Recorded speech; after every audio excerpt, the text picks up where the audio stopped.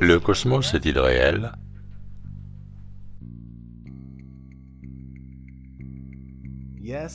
Oui et non. Ce que vous voyez dans le ciel, aussi loin que les étoiles et les objets errants, que l'on appelle planètes, existe. Comment pourrions-nous le nier? Nous ne savons pas ce qu'elles sont réellement, mais elles sont là. Maintenant, ce que l'on nous a dit à propos de l'espace, de ce qu'il est, n'est pas vrai du tout. Tout ce que nous croyons au sujet de ce que l'on appelle l'espace est dû principalement aux films d'Hollywood et d'autres médias, y compris les dessins animés pour enfants. Bien sûr, la propagande de la NASA est la principale responsable. Comme nous venons de le voir, les images de la Terre ainsi que des soi-disant planètes sont toutes générées par ordinateur. La NASA s'est plusieurs fois laissée aller à déclarer que les humains ne pouvaient dépasser l'orbite basse terrestre. Première fois. Le prochain vaisseau de la NASA, déjà en cours de réalisation et testé un peu partout aux États-Unis, sera capable de ceci et plus encore. C'est le vaisseau spatial qui va permettre aux humains d'explorer le système solaire. C'est la prochaine grande étape pour la NASA et pour l'exploration. Appelé Orion, ce véhicule d'équipage multitâche de nouvelle génération permettra à l'Amérique d'explorer la zone au-delà de l'orbite basse terrestre. Deuxième fois. Alors qu'on s'éloigne de la Terre, on doit franchir la ceinture de Van Allen, une zone de radiation dangereuse. Mais Orion a une protection. Son bouclier sera mis à rude épreuve alors qu'il va devoir couper au travers des vagues de radiation. Des capteurs en mesureront le niveau afin que les scientifiques les étudient. Nous devons résoudre ces problèmes avant d'envoyer des équipages dans cette région de l'espace. Troisième fois.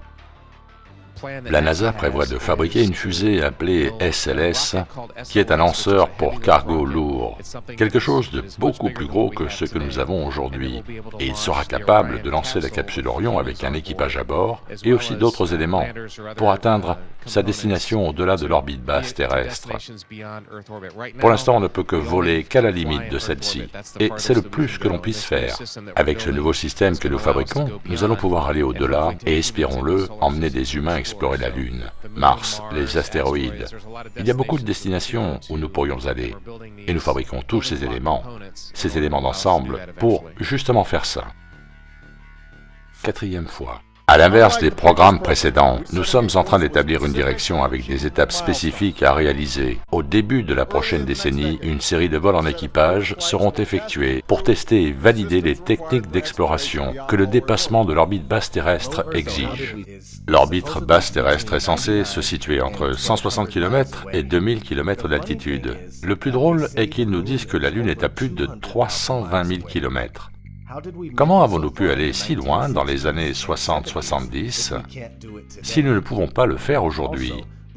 Il y a aussi la Station spatiale internationale, qui, comme tout ce que la NASA produit, n'est juste qu'un autre canular franc-maçonnique, complètement réalisé à l'aide d'effets spéciaux, de maquettes, de piscines, de vols paraboliques et autres tours de passe-passe visuels. Comment la navigation autour du monde est-elle possible sur une Terre plate? Vous pouvez très facilement prendre la direction est ou ouest et finir exactement là où vous avez commencé. La surface de la Terre plate ressemble à une horloge. En fait, les horloges ont probablement été conçues une fois connue la véritable apparence de celle-ci. Si vous vous orientez au compas à l'est suffisamment longtemps, vous finirez par faire un tour complet, de même si vous le faites à l'ouest. Comme nous l'avons déjà vu, c'est la carte de la Terre plate qui a précédé celle du globe, et qui s'est facilement convertie en carte du globe. Donc tout ce que nous pensons faire sur un globe, nous le faisons en fait sur une Terre plate.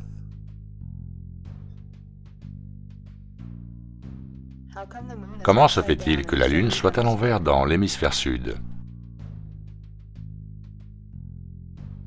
Ceci est très simple à expliquer.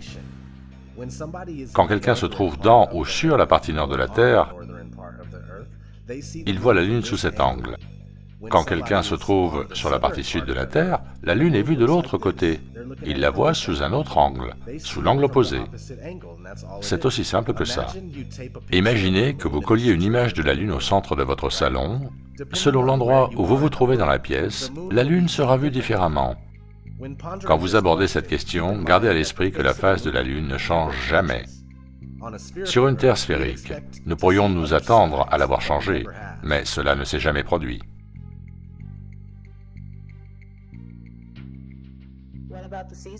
Qu'en est-il des saisons?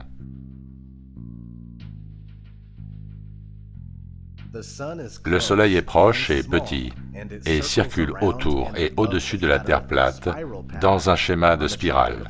Au-dessus du tropique du Cancer pendant les mois d'été de la partie nord, au-dessus du tropique du Capricorne pendant les mois d'hiver de cette même partie. Donc, lorsque le Soleil est à son point le plus éloigné du pôle Nord, le centre de la Terre plate, c'est l'hiver dans le nord, et l'été dans le sud. Dans la mesure où le Soleil est beaucoup plus proche et plus petit que ce que l'on nous dit, le déroulement des saisons est beaucoup plus logique. Si le Soleil était à 150 millions de kilomètres et avait un diamètre de 640 000 kilomètres, nous n'aurions pas ces fluctuations de température.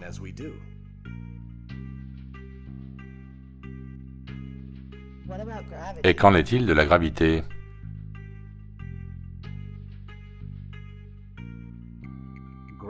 La gravité est nécessaire au bon fonctionnement de la théorie de la Terre toupie. Les gens croient sans hésiter qu'il est impossible d'être éjecté d'un globe toupie qui fonce à travers le cosmos à des vitesses impossibles à comprendre, et cependant refuseront l'évidence d'une surface plane qui ne bouge pas. La gravité sert de bouc émissaire pour tout ce qui ne peut pas être expliqué et n'a jamais été prouvé. Les raisons pour lesquelles les choses tombent ou flottent s'appellent densité et flottabilité. Quelque chose plus lourd que l'air tombera, quelque chose plus léger que l'air flottera. Très simple.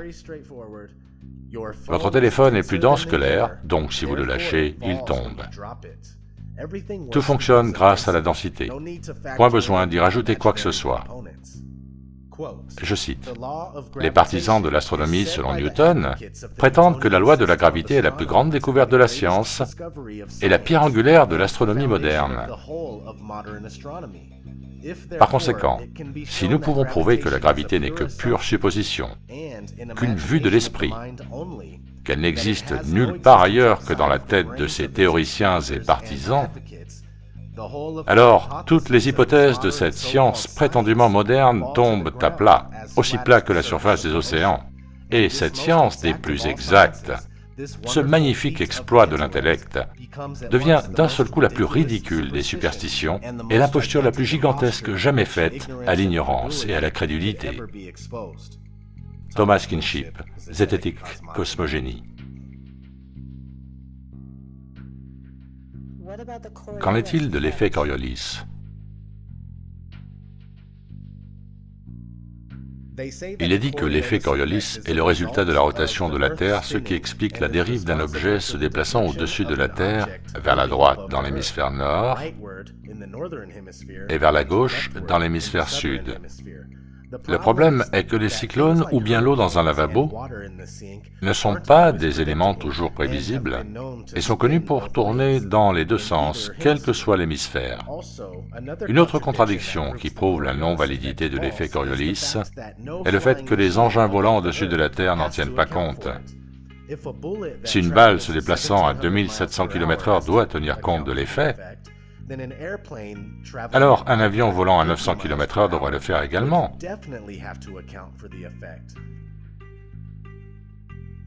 Si vous cherchez la réponse, vous trouverez qu'il est dit que puisque l'atmosphère se déplace avec la Terre dans son mouvement rotatif, les avions ne sont pas affectés. Alors pourquoi les balles le seraient-elles, surtout si elles vont beaucoup plus vite qu'un avion de ligne?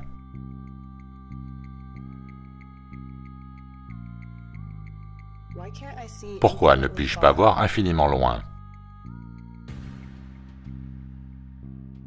Ceci est pour les gens qui se demandent pourquoi ils ne peuvent pas voir certaines choses dont ils pensent qu'elles devraient être visibles si la Terre était plate. On m'a souvent demandé pourquoi ne pouvait-on pas voir le mont Everest de n'importe quel point de la Terre. On m'a aussi demandé pourquoi l'Espagne n'était pas visible depuis la côte est de l'Amérique. Bien, en dehors d'une opacité créée par la poussière, la rosée, la pluie, le brouillard, la pollution, la fumée, les nuages, la brume, la neige, etc., votre vision est limitée par le point de fuite de votre perception. Jetez un œil sur votre appli météo et cherchez le niveau de la visibilité dans votre région.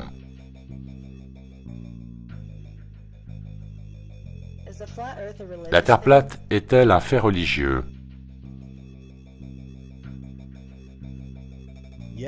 Oui et non. Je dis cela parce que moi-même, je ne suis pas religieux.